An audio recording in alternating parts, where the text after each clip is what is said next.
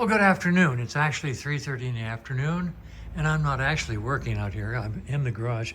I have been with a dentist this morning, and it's always a wonderful, joyful experience. Then I helped my lady friend run across town and pick up her car, and that took some time.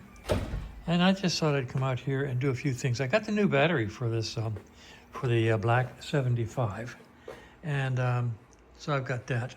And I'm not going to take the bike much apart. What I'm going to do now is pull the calipers off and strip them down to double check on the condition of the pads. Client said he had just replaced those pads, and I certainly don't want to spend money on them.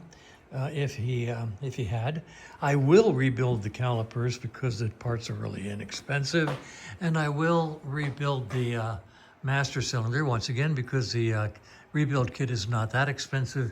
And liability says if you fix one end, you should fix the other end. Otherwise, you'll be answering to some lawyer someday saying, well, if you didn't think, anyway, I don't even want to say it. Yeah, my son's an attorney. I've never forgiven him. So anyway,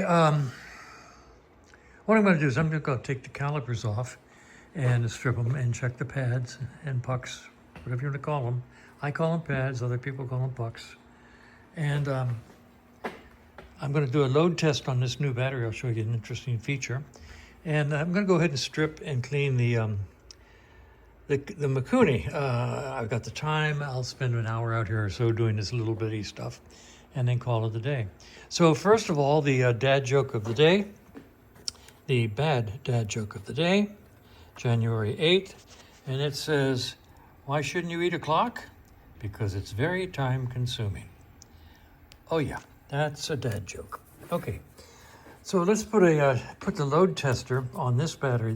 I'll show you something interesting about this battery. I like it because it's watch me push the magic button, and there's your charge.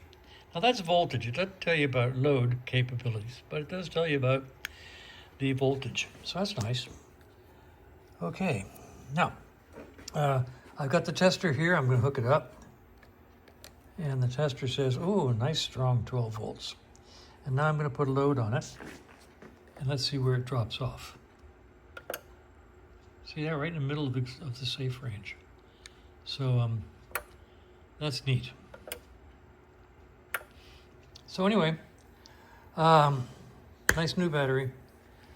Going to take the carbonizer apart and pull the pucks pads out of the calipers. I'll take them off. And probably that's all I'm going to do today.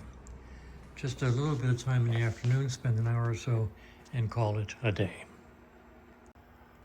Well, it's about 4:20. Not quite an hour since I last spoke, but by the time I put stuff away, it will be.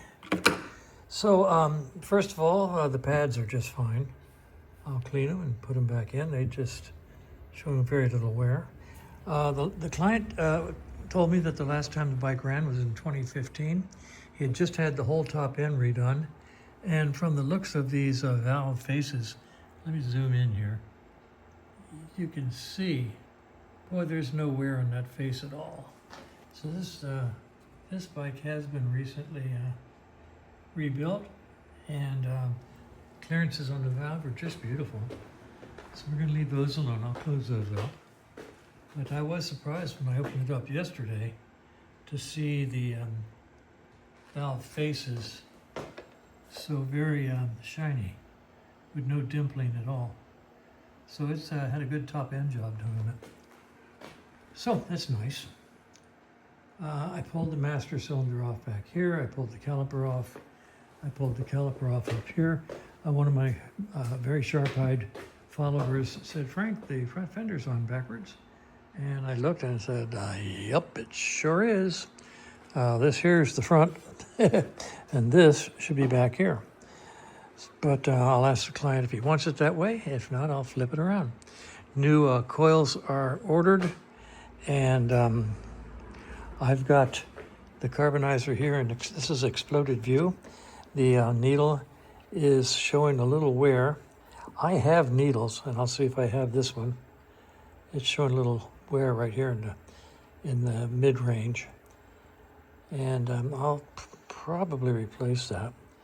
The pilot jet here is completely occluded, so that would answer the question.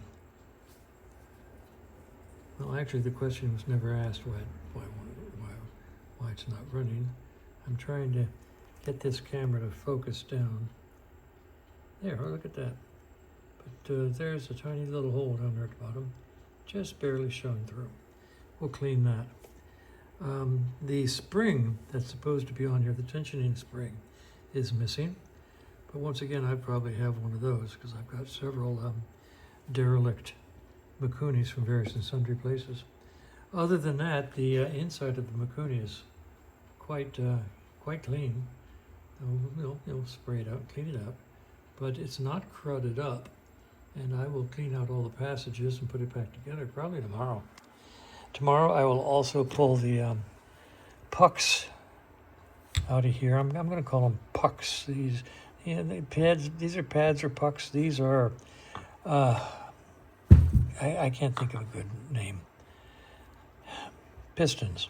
Well, let's say pistons. I'll pull those out tomorrow and show you how I do it with high pressure air to get them out of there. Actually, it's very low pressure air, frankly. So progress has been made, and I'm going to call it a day. And I've left this brand new battery on the charger. I'll charge it overnight. It's showing 13.5 now, so it's taking a charge very nicely. And eeny, meeny, miny, mo. That's about where we are today. And I'm going to call it a day. At about 4:30, go do this video and then get a snack and watch some Treblevision. Okay, later. Bye.